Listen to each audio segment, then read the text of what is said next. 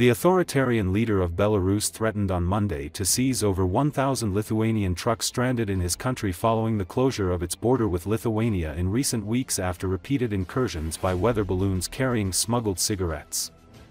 According to Associated Press Lithuania, a NATO and European Union member, closed the two border crossings with Belarus on October 29 after the meteorological balloons flying from Belarus caused repeated disruption of air traffic at the airport in Lithuania's capital of Vilnius. The border will remain closed until at least the end of November. Lithuanian officials cast the flight disruptions as part of anti-Western activities by Russia-allied Belarus intended to undermine stability.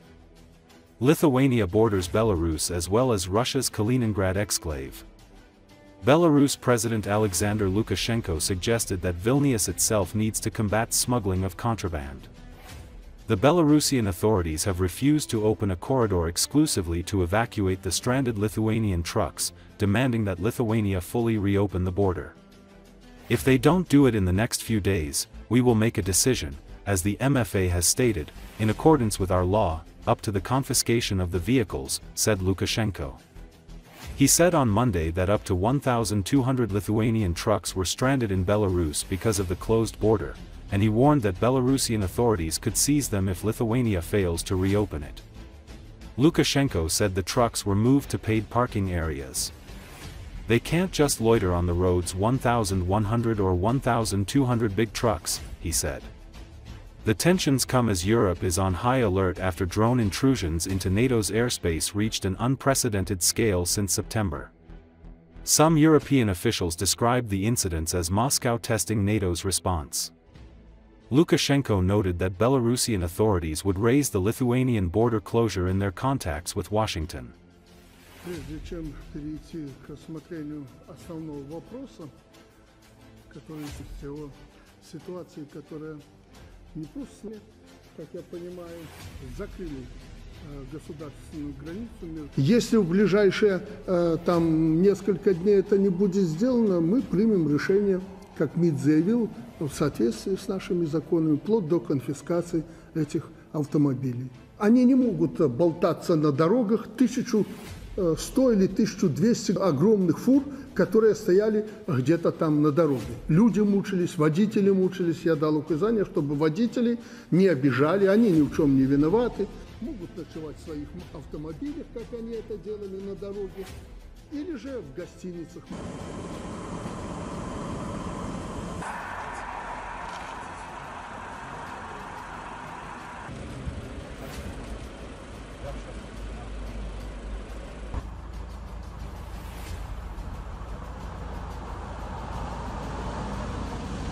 За истекшие сутки сопредельная сторона приняла всего лишь 75 грузовых транспортных средств на свою территорию.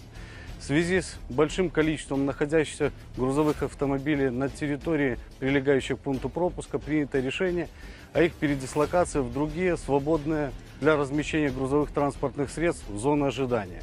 С 9 часов 10 ноября принято решение о прекращении движения литовских грузовиков в пунктах пропуска.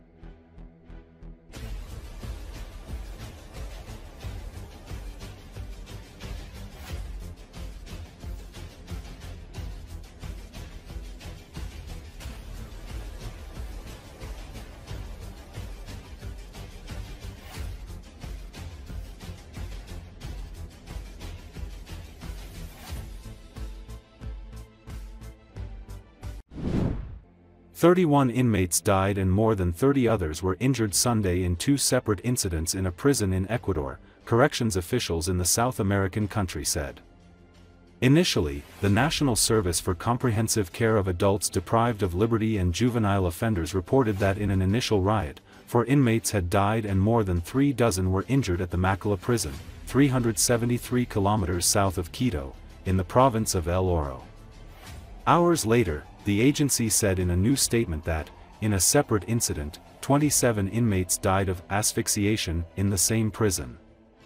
The riot stemmed from the reorganization of inmates to a new maximum security prison that will soon begin operating in a different province, according to a statement from Ecuador's Prison Oversight Agency. The Associated Press requested further information from the SNAI press office but received no response. The violent incident happened less than 2 months after 14 inmates died at the same facility in what authorities described as a dispute between gangs. Officials said authorities regained control of the facility following the riot, which also injured 1 police officer. The conditions of the injured were not immediately clear Sunday. Ecuador's prisons have become among the deadliest in Latin America as overcrowding, corruption, and weak state control have allowed gangs connected to drug traffickers in Colombia and Mexico to proliferate. Many are heavily armed with weapons smuggled in from the outside and continue to organize criminal activity from behind bars. More than 500 people have died in prison riots since 2021. Last year, a series of coordinated riots across multiple prisons led to the hostage-taking of 150 prison guards.